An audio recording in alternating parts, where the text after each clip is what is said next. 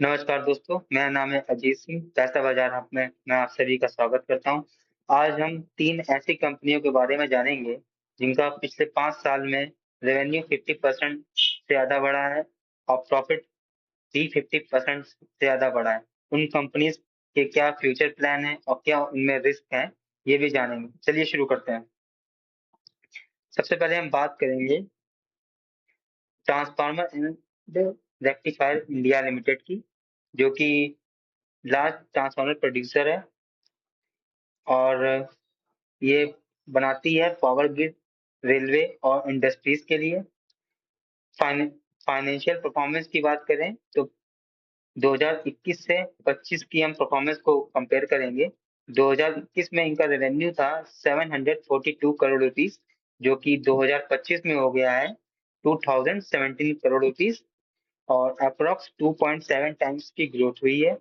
हम net profit को देखें तो 2021 में 8 करोड़ रुपीस था, सिंगल डिजिट में प्रॉफिट। अब 2025 में 216 करोड़ रुपीस हो गया, अप्रोक्स 27 टाइम इंक्रीज हुआ है प्रॉफिट। कंपनी के कुछ ग्रोथ ड्राइवर की बात करें तो और रिस्क की बात करेंगे। सबसे पहले स्ट्रॉन्ग ऑर्डर बुक है, अप्रोक्स 5200 करोड़ रुपीस की। 2025 के रेवेन्यू का 2.5 टाइम्स, जो ये लोग सेल्स में कन्वर्ट कर लेंगे 15 टू 18 मंथ में। मार्जिन इंप्रूव हो रहे हैं क्योंकि इनका अपने सप्लायर्स पर अच्छा कंट्रोल है। कंपनी एक्सपेंशन का प्लान कर रही है और कैपिटल एक्सपेंडिचर कर रही है 550 करोड़ रुपीस का। और कंपनी की अभी कैपेसिटी है 40,000 MVA की, और ये बढ़ाकर कर लेगी 62,000 MVA। और रिस्क की बात करें तो सप्लाई चेन डिपेंडेंसी है लिमिटेड सप्लायर्स के ऊपर, और वर्किंग कैपिटल साइकिल इनकी बढ़ रही है, पिछले 6 महीनों की बढ़ी है। दूसरी कंपनी हमारी ब्लू जेट हेल्थ केयर, एक फार्मा कंपनी है और इसकी फाइनेंशियल परफॉर्मेंस की बात करें तो 2022 से 2025 के बीच में रेवेन्यू था 683 करोड़ रुपीस, जो कि 2025 में हो गया है 1030 करोड़ रुपीस, अप्रोक्स 51% की ग्रोथ हुई है। नेट प्रॉफिट की बात करें तो 2022 में 182 करोड़ रुपीस का प्रॉफिट था, जो कि 2025 में हो गया है 305 करोड़ रुपीस का, अप्रोक्स 68% की ग्रोथ हुई है। इस ग्रोथ का मेन कारण है स्ट्रॉन्ग एपीआई डिमांड। अब हम कुछ इनके रिस्क फैक्टर्स की बात करेंगे तो इनके पास पुअर कैश फ्लो है और कैश साइकिल इनकी बहुत ही बुरी है। पहले 26 दिन की थी, अब 262 डेज की हो गई है।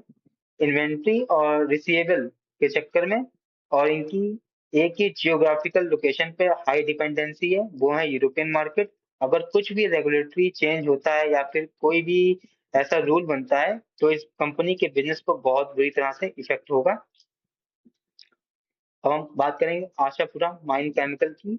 ये एक माइनिंग कंपनी है और ट्रेडिंग करती है मिनरल्स का और प्रोडक्ट्स का।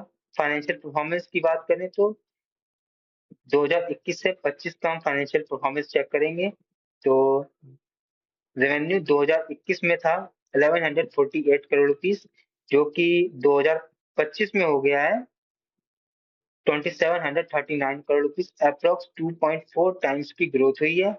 नेट प्रॉफिट की बात करें तो 2021 में 87 करोड़ रुपीस था, जो कि 2025 में हो गया है 289 crore rupees, approx 3.3 times growth हुई है सेम पीरियड में। ग्रोथ ड्राइवर और रिस्क को देखेंगे तो बॉक्साइट से इनके पास बहुत ही अच्छा रिजर्व है और इनका मेन रेवेन्यू आता है 82% एक्सपोर्ट से इंटरनेशनल मार्केट में। मार्जिन इनके इंप्रूव हो रहे हैं क्योंकि हायर प्रोडक्शन साइकिल है इनके पास और कॉस्ट इफिशिएंसी है इनके पास। रिस्क इन्वॉल्व है क्योंकि इनका डिपेंडेंसी जिनी पे है बहुत ज्यादा, 70% रिजर्व वहीं पे है। और ऑपरेशंस की बात करें तो इनके डिस्टर्ब हो जाते हैं मानसून सीजन में 4 से 5 महीने के लिए। कैश फ्लो वीक है और कैश साइकिल इनकी पहले 12 दिन थी, अब 103 डे हो गया है। कोई भी शेयर में खरीदने-बेचने की सलाह नहीं है। कृपया करके अपने वित्तीय सलाहकार से परामर्श करें।